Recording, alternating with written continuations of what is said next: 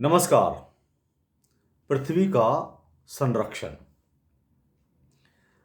13.8 अरब years ago, big bang theory, और उसके बाद हमारी अर्थ का फॉर्मेशन। हमारी अर्थ का फॉर्मेशन सदियों से चल रहा है। अभी भी इसका केंद्र गर्म है। अभी भी ये फॉर्मेशन की अवस्था में है। लेकिन मनुष्य प्राणियों के लिए ये ऐसा ग्रह है जिस पर वे अपना जीवन व्यापन कर सकते हैं।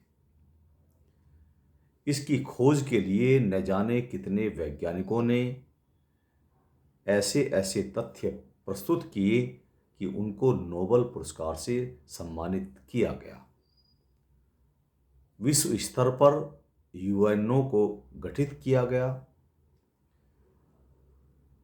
प्रदूषण के लिए, पर्यावरण की रक्षा के लिए, पेड़ों की रक्षा के लिए न जाने कितने नियम बनाए गए और शांति को स्थापित करने के लिए विश्व स्तर पर कार्य किए गए।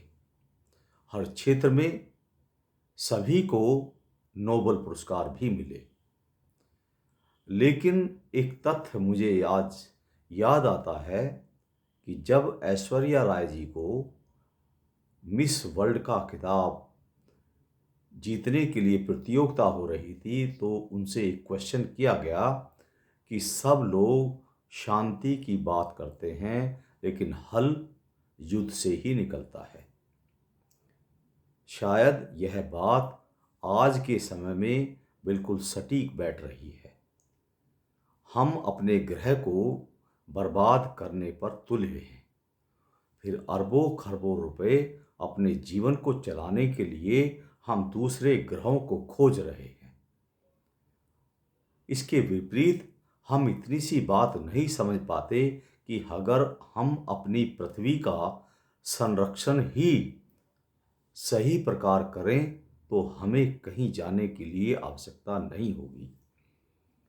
हमारे वर्तमान में हमारे लोगों का भविष्य भूखा रखकर अनेक योजनाएं चलाई जा रही हैं विश्व स्तर पर जीवन को चलाने के लिए, लेकिन जीवन तो चल रहा है। आज की परिस्थितियों में हम देखें तो कितने विस्फोटक, कितने खतरनाक हथियार इस पृथ्वी ग्रह को नुकसान पहुंचा रहे हैं।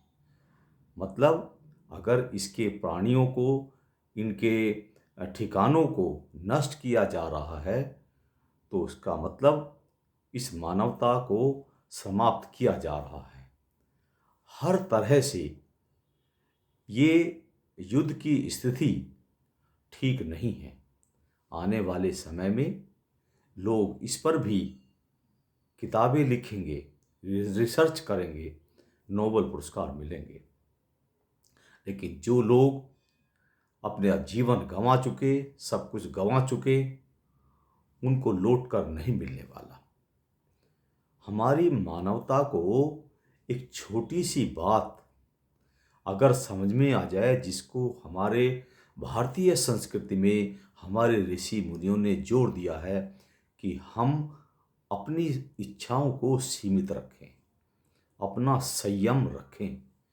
अगर हम इनका फॉलो करते हैं तो हम इसी ग्रह को संरक्षित रखकर एक अच्छा जीवन यापन कर सकते हैं।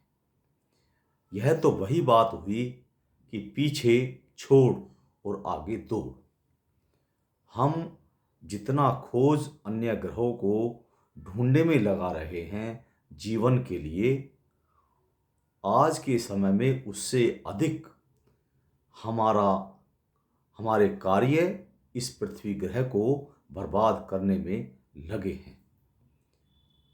विश्व स्तर पर बड़े बड़े संस्थान बनाए गए हैं ताकि इन बर्बादियों को, प्रदूषण को रोकने के लिए, अन्य क्लाइमेट चेंजेस को रोकने के लिए क्या क्या उपाय किए जा रहे हैं।